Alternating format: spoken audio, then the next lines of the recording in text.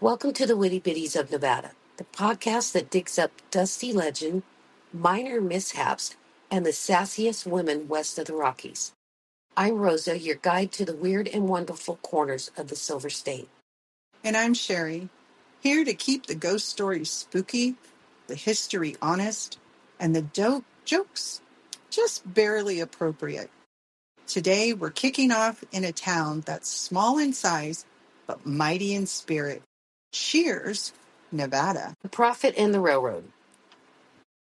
Here sits smack down in the Walker River Paiute Reservation. It's named after Carl Shears, a U.S. Secretary of the Interior who probably never set foot here. But hey, naming rights were cheap in 1891. But the real soul of Shears, Wovoka, Wovoko, Paiute mystic, ghost dance prophet, and spiritual fire starter. He's buried here. And if you listen close enough, some say you can still hear the rhythm of the ghost dance and the desert wind. Wovoka's vision was powerful: peace, unity, and a return to ancestral ways. It spread like wildfire across native nations, and Schurz became a quite epic center of that movement. Boom, burn, and bust. Now, Shears wasn't just a spiritual hub. It had its brush with boomtown glory. The Carson and Colorado Railroad rolled in around 1881, and for a hot minute, Shears was a shipping point for nearby mines.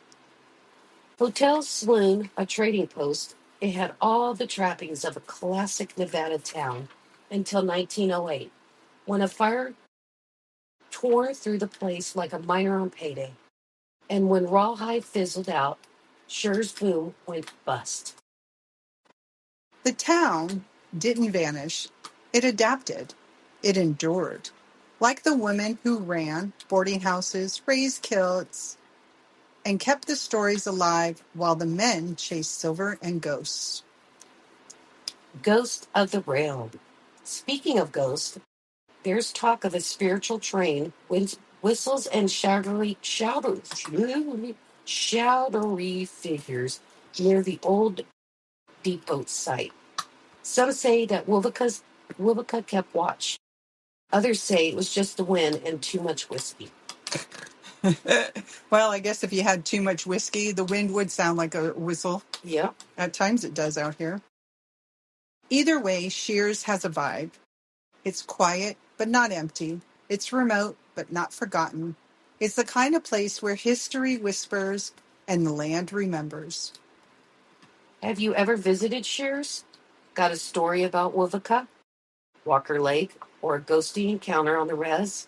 Comment and send a carrier pigeon. We're not picky. I've driven through Shears. I have too. I haven't really stopped. Me either. No, that's not true. I stopped to use the restroom one time. As you can tell, these towns are very far apart, and we know exactly where the restrooms and how far to go. Absolutely. And that is on the way to Vegas from us. Just so you guys know, we're about 8 hours from Vegas. A lot of people think 6. 6? We're only 6 hours? You drove from here to Vegas, and it didn't take you and Kathy 8 hours. Well, that's because she drives like a bat out of hell. If you do the speed limit. It's 6 to 7 hours. It's not 8 hours. Okay, 6 to 7 hours. I can do it in 6.5, and I'm not driving like a bat out of hell. So along the way, yes, in some stretches you go fast, but yeah. But you learn where these little small towns are, so you can stop and potty on the way. Yes. So you're not always just being in a abandoned house. I've had to do that. Oh, hell no. Pee on the side of the road. Well, the abandoned house was on the side of the road. So. You're brave. You're brave.